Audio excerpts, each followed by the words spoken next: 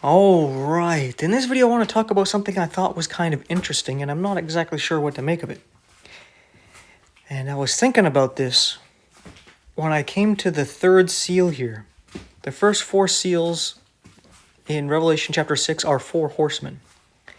And I was reading this, and I was starting to see something, but I wasn't seeing it all too clearly. So at verse 5 here it says, and you got to ignore these subtitles, right? It says second seal war, third seal famine, fourth seal death. Sometimes those can be misleading.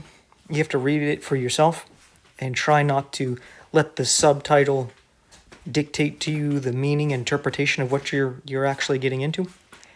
Because sometimes it has that effect. Because when you read this, oh yeah, you're like, oh, famine. But I think there's something else to this. Because when we read here, it says, and when he had opened the third seal, I heard the third beast say, come and see, and behold, and lo, a black horse. Now, the first thing I would like to say is, I'm not sure if there's literally a physical black horse and a rider on this horse. It might be a spiritual being, something spiritual going on, right? And that changes things a little bit, right? But let's continue. And it says, and he that sat on him had a pair of balances in his hand. Now, a pair of balances is used to do two things. What a lot of people take it to mean in the context here is how they used to determine the price of an item is they would put a certain amount of weight of the wheat or the barley or the whatever it was, and they would say this is worth a certain amount of weight of gold or silver or copper, right? So you would weigh out the amount of money, and it wouldn't just be like, oh, 10 cents, $10, right, or $1,000. They would weigh it out, right? But also balances are used in judgment to see if you're found wanting, right? Where teke mene far eupharisin is their handwriting on the wall when Babylon was judged and found wanting and the kingdom was given to someone else, right? So the balances also represent being judged. And black, as I brought up before in a previous video about Satan's law that binds everybody to death and hell, it is represented by black, right? Where you see all the judges wear black robes because black is an association with judgment, right? So I was thinking about that. So when I was looking at that and coming to this next verse, it says, and I heard a voice in the midst of the four beasts say, a measure of wheat for a penny and 3 measures of barley for a penny.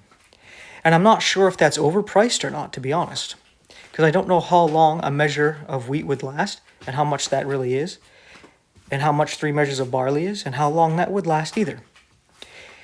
And it says, see thou hurt not the oil and the wine. And I was like, hurt not. So you're saying if you put a higher price on the oil and wine, you're hurting it? And I was thinking about this. And I was like, this reminds me of the 4 harvests of Shavuot, where you start off with the barley harvest, and later on you have the wheat harvest, and then you have the summer fruits, which would be the new wine, and then you would have the olives to make the oil later on at the very end of all that. So the harvest would start in the spring, go into the beginning midsummer, and then you have middle to the end of the summer, and then you have the end of summer into fall, and those would be the 4 parts of the harvest with these 4 different harvests for barley, wheat, wine, and oil. And I was thinking about this, where it says, hurt not the oil and the wine. And what's interesting about the oil and the wine is that they go through wrath, right? The wine we read about in Revelation 14 about the grapes being harvested going into the winepress of the wrath of God, right? And the olives have to go through a similar press to get the oil out of them, right? And I was thinking about this. This might represent some kind of a judgment Because we know that in the first half of the time of Jacob's trouble, there's going to be some persecution. You read by the fifth seal, there's martyrs. And this might be representation of how the barley and the wheat harvest is first. The Jews and Gentiles, judgment starts at the house of God. So they are being judged first, and Satan is going after them, right? And there's going to be a bunch of martyrs. But it says, hurt not the oil and the wine. I think this represents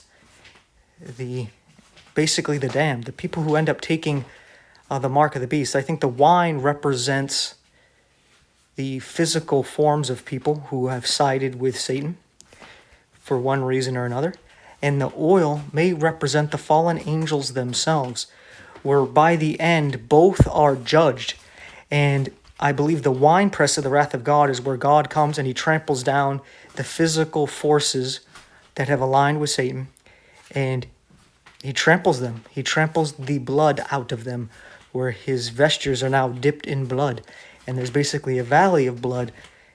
And the oil, I think, may represent how the Spirit of God will be taken out eventually of the fallen angels. Right? They're going to be completely disconnected from God. And that might have some representation of why hurt them not at this point. Right? Because this is the beginning. You start off with the barley. Right? So it's going to probably be more focused towards Gentiles. Right?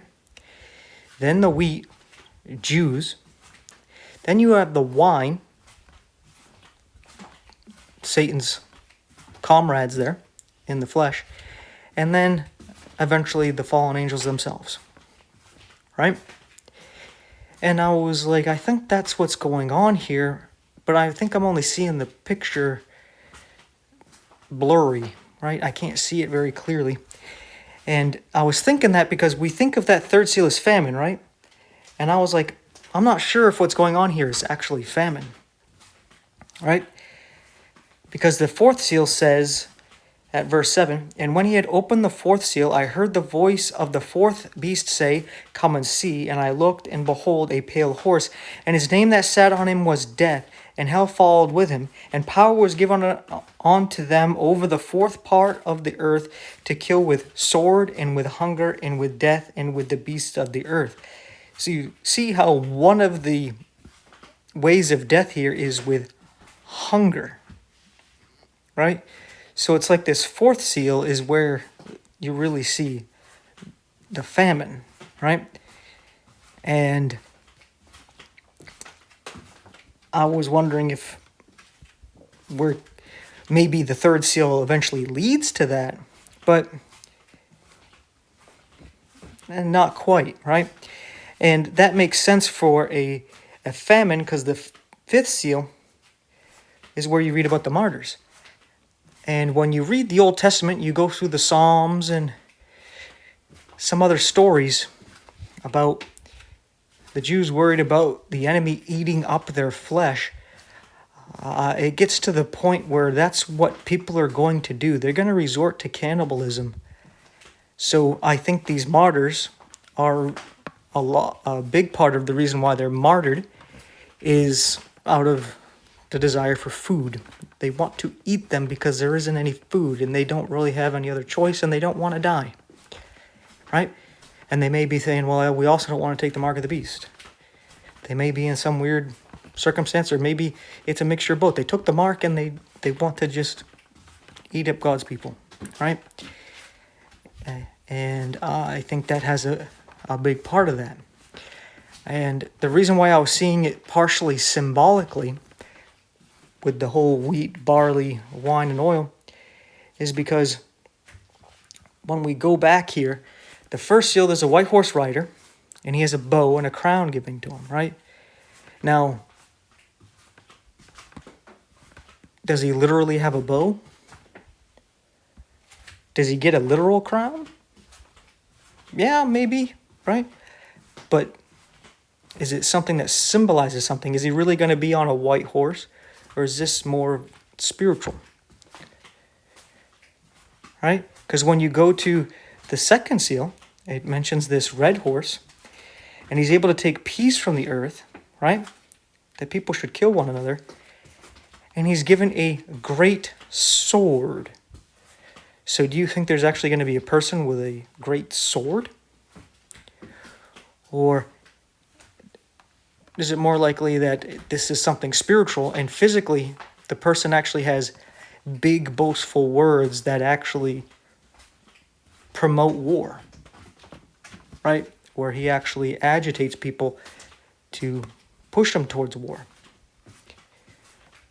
You know, like that mustache guy from World War II Germany, right? You know, someone like him. But, yeah, I just wanted to make this video to see what bounces off you guys when you look at that. Are you seeing the harvests as well? You think there's something to that? And if there's something to it, what more is there?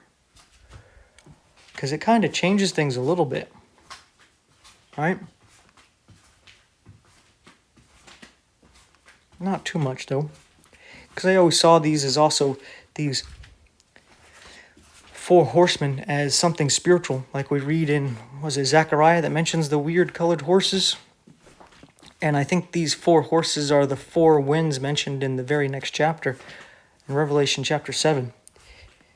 But, yeah. I guess that is that. I just wanted to bounce this off you guys. So, let me know what you think. Thank you for your time and attention. Stay tuned and check me out in the next one. I kind of lost my rhythm there. But we'll roll with it. I'll catch you later. May God bless you and yours.